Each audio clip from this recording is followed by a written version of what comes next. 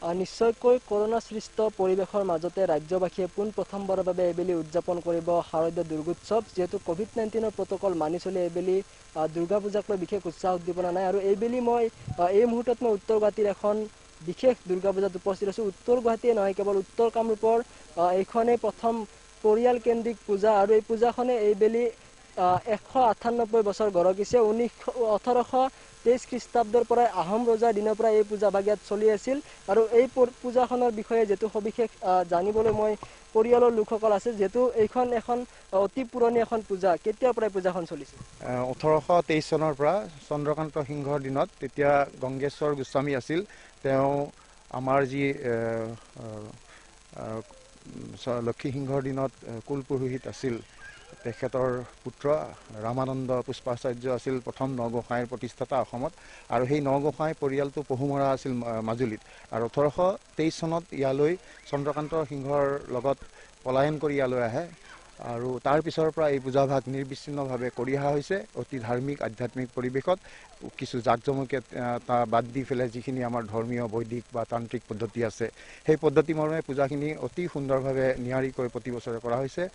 1881 চনলৈ ইয়াতে বলি বিধান প্ৰথাও আছিল, কিন্তু ৰাইজ বা সমাজৰ যি ব্যৱস্থাৰ পৰা এটা আবেদন পালে, সেই আবেদনৰ ভিত্তিত আমাৰ পৰিয়ালে ভাবিলে যে বলি বিধান যিটো আছে সেইটো সঁচাকৈয়ে ভাল নহয়, আৰু তাৰ ভিত্তিতে বলি বিধান প্ৰথাটো বাদ দিয়া হ'ল।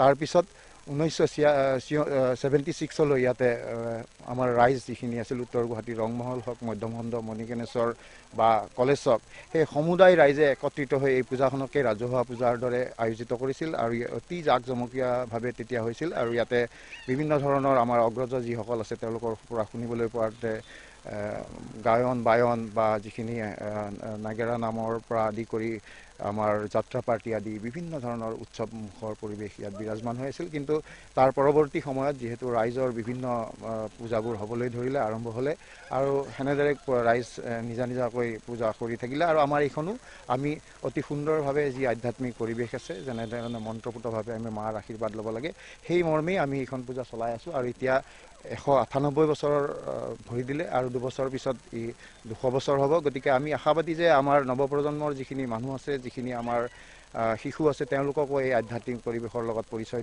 কৰাই দিয়াটো আমাৰ কৰ্তব্য। আৰু গতিকে আমাৰ পূজাভাগ নিয়াৰিকৈ চলি যাব। আই ভগৱতীৰ আশীৰ্বাদ আমি সেই কামনা কৰিছোঁ।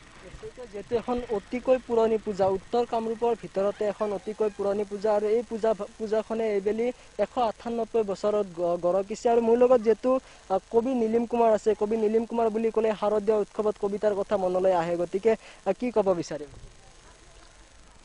এইবাৰ কবিতা লিখা নহ'ল দুৰ্গা পূজাক লৈ পেলাই, কাৰণ এইবাৰ শাৰদীয় মেগাজিনবিলাক কোনো তেনেকৈ নাই।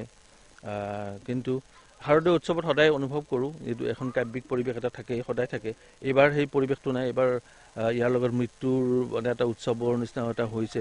কাৰণ এতিয়া জীৱনৰ উৎসৱ আচলতে আছিলে এইটো, কিন্তু এতিয়া আমি কোনটো উৎসৱ আমি গ্ৰহণ কৰিম, মৃত্যু উৎসৱ নে জীৱনৰ উৎসৱ, এইটো এটা মানে প্ৰশ্ন হৈ উঠিছে মানুহৰ। কৰোণাই সেই প্ৰশ্নটো আনি দিছে। গতিকে আমি প্ৰত্যেকে সেই প্ৰট'কল মানি পেলাই, ক'ভিডক লৈ পেলাই যিবিলাক প্ৰট'কল চৰকাৰে দিছে, আমি ৰাইজে চিন্তা কৰিছে, সেইবোৰ মানি পেলাই আমি উৎসৱটো পালন কৰিব লাগিব। আৰু তেনেধৰণে নিশ্চয় মানুহে পালন কৰা দেখিছোঁ। আৰু কবিতা তেনেকুৱা লিখা নাই, কিন্তু দুৰ্গাক লৈ আমি এসময়ত লিখিছিলোঁ।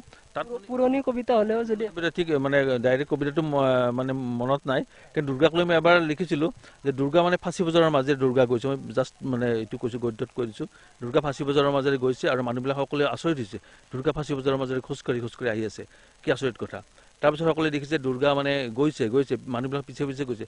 দুৰ্গা গৈছে মানে গলিৰ পিনে গৈছে, যিবিলাকত মানুহ দুখীয়া মানুহ চানুহ থাকে, তাত মানুহবিলাক এনেকুৱা জীৱন নিৰ্বাহ কৰি আছে। তেওঁ তেতিয়া মানুহৰ ইমান দুখ কান্দোন শুনিছে, তেতিয়া দুৰ্গা মানে আচৰিত দিছে। আচৰিত পেলাই দুৰ্গাই মানুহৰ ওচৰত ভৰিত ধৰিছে যে মোক তোমালোকে দুখ কৰিব লাগে, মোৰ চব বস্তু আছে, মোৰ শক্তি আছে, এই আছে, কিন্তু মোৰ দুখটো নাই। দুখ কেনেকৈ কৰিব লাগে সেইটো মই নাজানো। গতিকে মানুহ ইমান দুখী, মানুহৰ ইমান দুৰৱস্থা, মানুহৰ ইমান পৃথিৱীৰ মানুহবিলাকৰ ইমান দুৰৱস্থা। গতিকে দুৰ্গাৰ নিচিনা এগৰাকী শক্তিশালী দেৱী, ইমান ঐশ্বৰ্যশালী দেৱীও মানুহৰ পৰা দুখটো কেনেকৈ কৰিব লাগে শিকাইছে। ইয়াত মানে মই কবিতাটোত মানুহৰ দুখ যন্ত্ৰণাৰ কথাই মই বুজাব গৈছোঁ, আৰু যিটোৰ ওচৰত দুৰ্গাৰ নিচিনা শক্তিশালী দেৱীও অসহায়। ঠিক গতিকে এনেকুৱা ধৰণৰ কথা আমি নতুন ধৰণৰ চিন্তাবিলাক কৰিব লাগিব, সেইটো কথা। যিহেতু এইখন হৈছে এখন অতিকৈ পুৰণি পূজা, এই পূজাখনে উত্তৰ গুৱাহাটীৰ এই পৰিয়ালটোলৈ বিশেষ তাৎপৰ্য বহন কৰে, যিহেতু এই পৰিয়ালটোৰ পূৰ্বৰ পৰাই এই পূজাখন চলি আছে, আহোম ৰজাৰ দিনৰ পৰাই এই পূজাখন চলি আছে। এইবেলিও ক'ভিড-সৃষ্ট পৰিৱেশৰ মাজতো এই পৰিয়ালটোৱে এই পূজাখন উদযাপন কৰা পৰিলক্ষিত হৈছে।